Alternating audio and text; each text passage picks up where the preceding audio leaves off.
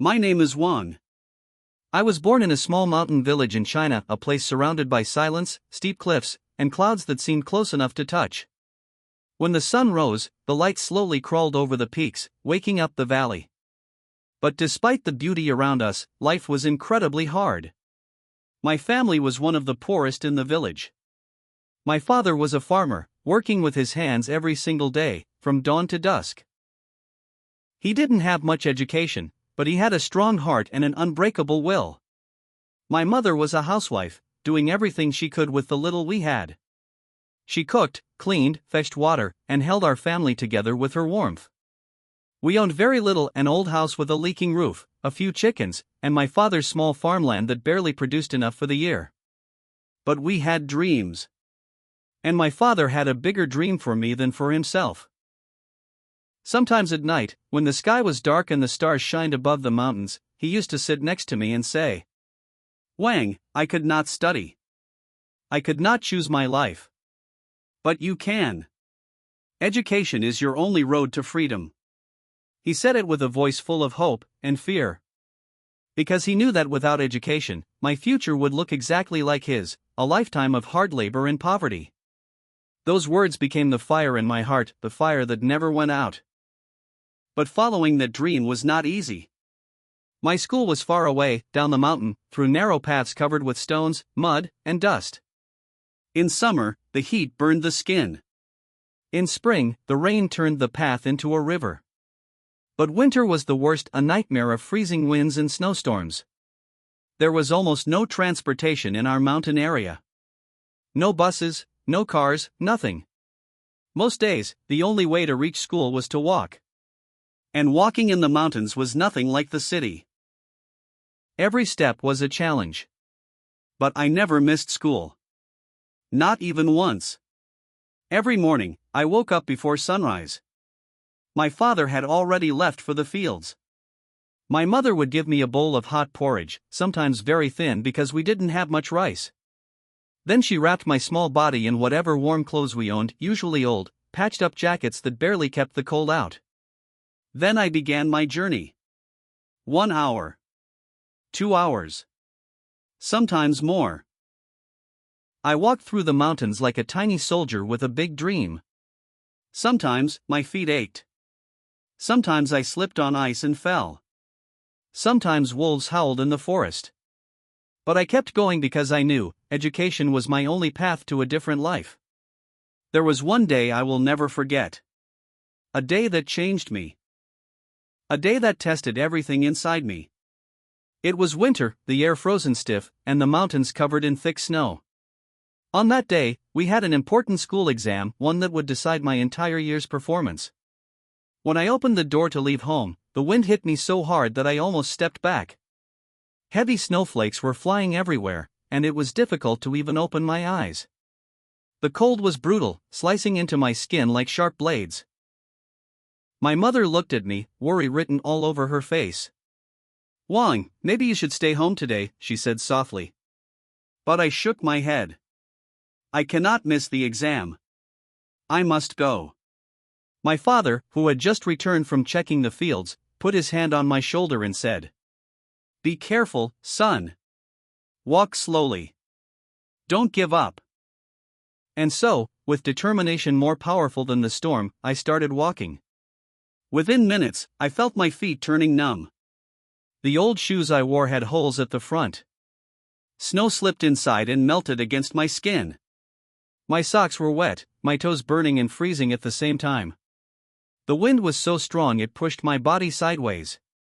The world became white. I couldn't see more than a meter ahead. Every step felt like walking on broken glass. My fingers stung, and my face felt like it was turning to stone. I wrapped my hands around my chest, trying to hold on to whatever warmth I had left. At one point, I slipped and fell to my knees. Snow covered my legs instantly. Tears formed in my eyes, but the wind froze them before they could fall. For a moment, I thought, maybe I should go back. The mountain path was disappearing under the snow. It was getting dangerous. But then another voice spoke inside me, stronger, louder. You cannot give up. You are from a poor family. You have no second chances. Your parents believe in you.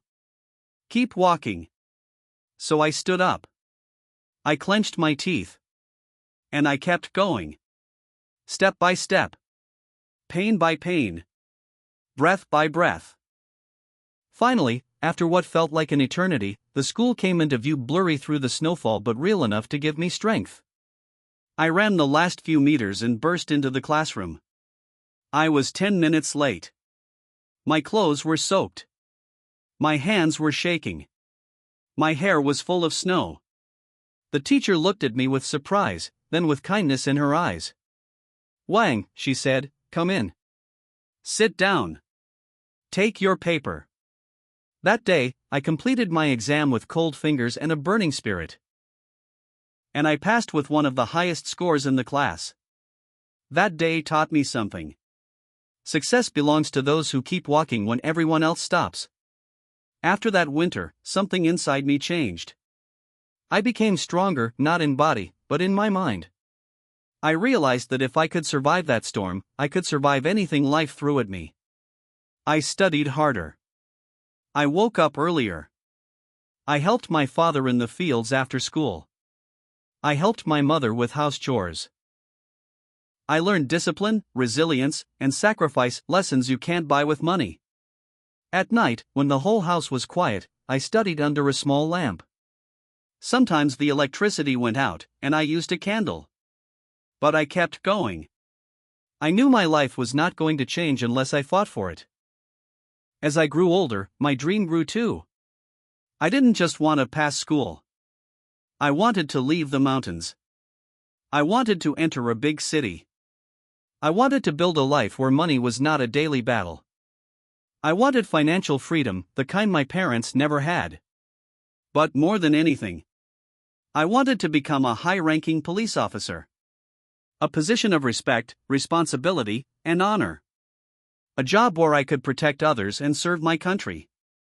A job where I could lift my family out of poverty forever.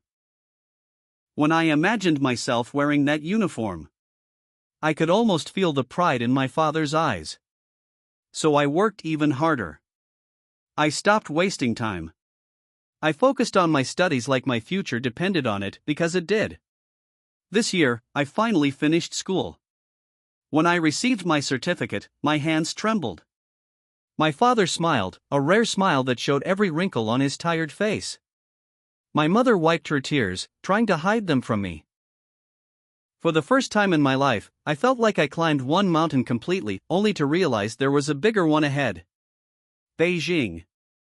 The capital city. The heart of China.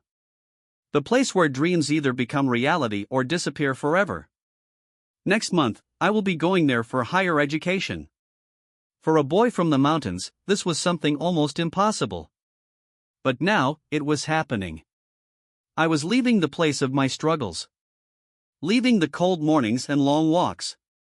Leaving poverty. At least physically. But I was taking something more important with me. My mountain strength. Growing up poor teaches you something powerful. Money is not everything, but it decides everything. I didn't want to be rich just to buy luxury. I wanted financial freedom so that my parents never had to work until their hands cracked again. I wanted a future where my children would never wake up hungry. I wanted freedom from fear, the fear of not having enough. Education was my first investment. Discipline was my second. Dreams were my fuel. And every step I took toward Beijing was a step toward financial freedom. I don't know exactly how my life will unfold, but I know one thing. I will earn my place. I will grow. I will rise. I will build the life my parents could only dream of. Today, as I stand on the edge of leaving my mountain home, I feel proud. My father's dream is becoming real. My mother's prayers are being answered. And I am becoming the man I always wanted to be. I am very close to my dream of becoming a high-ranking police officer, a man of honor, responsibility, and leadership. But success is not a destination. It is a journey. And my journey continues. Through hard work. Through dedication. Through tears, storms, and sacrifices.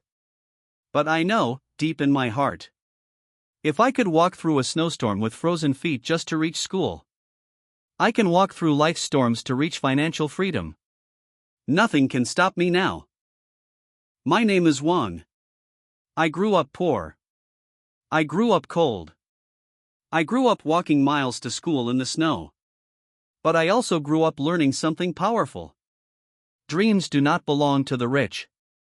Dreams belong to the brave. And bravery is not about fighting others. It's about fighting your own limitations. The mountains taught me strength. The storms taught me discipline. Poverty taught me hunger, a hunger for a better life.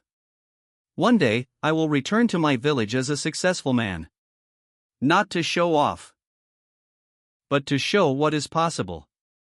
And when I wear my police uniform for the first time, I will close my eyes and thank the boy who never gave up.